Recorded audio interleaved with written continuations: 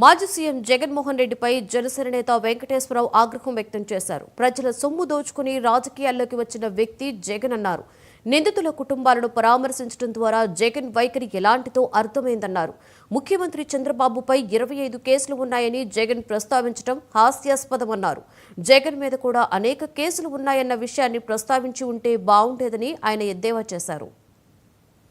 2018 నుంచి 2019 నుంచి కేసులు ఉన్నాయి.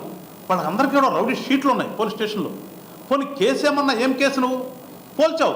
చంద్రబాబు నాయుడు కూడా కొడతారని పోల్చావు. ఏం కేసులు వాళ్ళ మీద ఉందేంటి? దొంగతనం కేసులు, కిడ్నాప్ కేసులు, 307 కేసులు. పోనీ ఏమన్నా పరిమితం తెనాల వరకు పరిమితమైన ఏమన్నా తెనాల్లో ఉన్నాయి, ఒంగోలులో ఉన్నాయి, తాడేపల్లిలో ఉన్నాయి. అంటే ఏంటి మీ పరిస్థితి? మీ యొక్క క్యారెక్టర్ ఏంటి? నువ్వు ఎవరి కోసం వచ్చావు? వాళ్ళ క్యారెక్టర్ ఏంటి? ఏం చూసుకుని వచ్చావు? అంటే ఏదో ఒకటి వచ్చేసి ఇక్కడ తెనాల్లో ఒక అశాంతిని రేకెత్తించాలి. ఎందుకంటే గత 5 సంవత్సరాలు తెనాల్లో ఎట్లా పరిపాలన జరిగిందో, ఏం జరిగిందో అందరూ తెలుసు. ఇక్కడ హైతానగర్ అని చెప్పుకున్నారంటే ఏమని చెప్పుకున్నారు హైతానగర్ గురించి? అక్కడ నివసించే వాళ్ళందరూ ఏమవ్వాలి? వాళ్ళు వచ్చేదో పిల్లలను కొట్టేశారు, వాళ్ళ పరువుకు సంబంధించింది కదా అని చెప్పేసి ఈ పెద్ద మనిషి మాట్లాడుతున్నాడు. అసలు హైతానగర్ ఏ రకంగా తయారు చేశారు?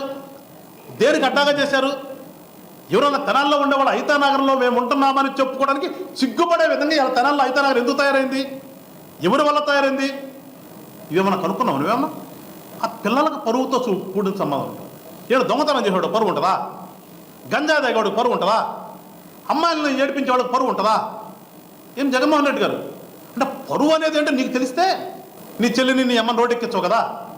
సో పరువు అంటే ఏంటో నీకు తెలియదు ఫస్ట్. అసలు నీకు తెలియని ఒక పదాన్ని నీ నోట్లోంచి బయటకు వచ్చింది. ఇవాళ తెనాలి వాసులందరూ కూడా హైతానగర్ అనే ఏరియా నుంచి ప్రశాంతంగా మేము జీవనం సాగిస్తున్నాం. హైతానగర్ నుంచి వెళ్ళటానికి ఇవ్వడం మాకు భయం లేదు. హైతానగర్ వైపు నుంచి అక్కడికి వెళ్ళి ఎవరితో మాట్లాడాలన్న భయం లేదు. హైతానగర్ క్రాస్ చేసి అవతల ఏరియాకి వెళ్ళాలన్న భయం లేదు. అన్నంత భయం లేకుండా ఇవాళ తెనాల్లో ప్రజలు